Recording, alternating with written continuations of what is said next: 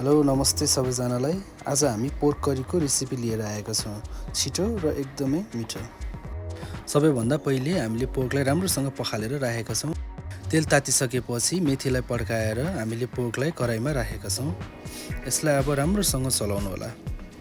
हामीले तेलको धेरै युज गरेका छैनौँ किनभने पोर्कबाट अलरेडी धेरै तेल आउने भएको कारणले हामीले थोरै मात्र तेलको युज गरेका छौँ।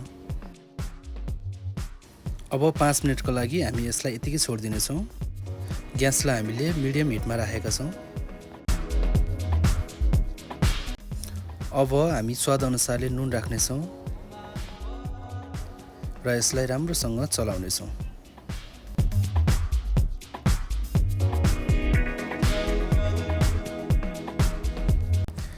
अब 2-3 वटा हरियो खोर्सानी राखेर हामी यसलाई राम्रोसँग चलाउनेछौँ र रातो हुन्जेलसम्म हामी यसलाई फ्राई गर्नेछौँ।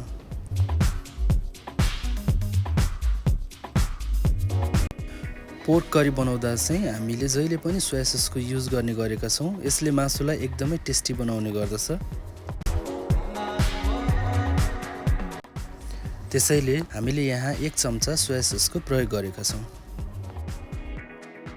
अब हामी यसलाई राम्रोसँग चलाउनेछौँ।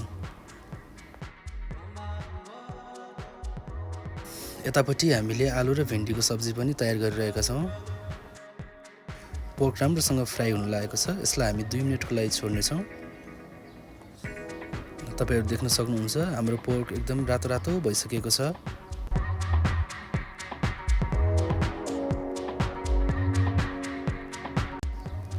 अब हामी यसमा थोरै जिरा धनियाको धुलो राख्नेछौँ।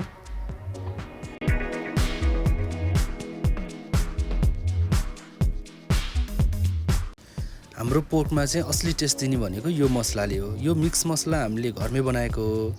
यो मसलाको पेस्ट बनाउन एकदमै सजिलो छ। सबभन्दा पहिला प्यानमा तेल तताएर प्याज टमाटरलाई राख्नु होला र त्यसमा लसुन अदुवाको पेस्टलाई राखेर मिट मसला र बेसारलाई राखेर त्यसलाई मजाले पकाउनु होला र त्यसलाई मिक्सरमा राखेर ग्राइन्ड गरेपछि यो पेस्ट बन्दछ। यो युज गर्नलाई एकदमै सजिलो छ र टाइम सेभिङ पनि छ।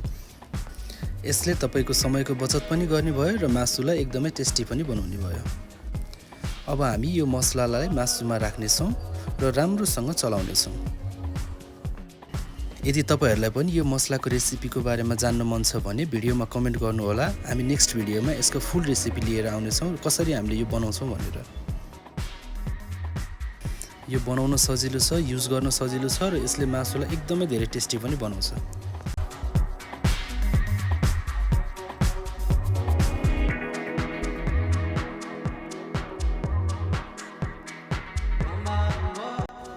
मसला सबै मासुतिर राम्रोसँग लागिसकेपछि यसलाई हामी फेरि 5 मिनेटको लागि छोडिदिनेछौँ।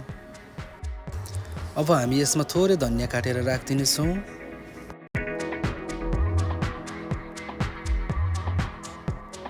त्यसपछि यसमा 1 बाउल पानी राखेर 10 मिनेटको लागि हामी यसलाई छोडिदिनेछौँ। ल तपाईहरु देख्न सक्नुहुन्छ हाम्रो पोर्क करी रेडी भइसकेको छ। अब हामी यसलाई सर्भ गरेर पनि देखाउनेछौँ। ल हेर्नुस् त हाम्रो पोर्क करी रेडी भइसकेको छ। तपाईहरु पनि घरमा यसरी नै पोर्क करी बनाएर आफ्नो साथीभाइहरु या फ्यामिलीसँग इन्जोय गर्न सक्नुहुनेछ। भिडियो मन परेमा भिडियोलाई लाइक गरिदिनु होला, कमेन्ट गरिदिनु होला र च्यानललाई सब्स्क्राइब गर्न नबिर्सिनु होला। Thank you so much for watching this video.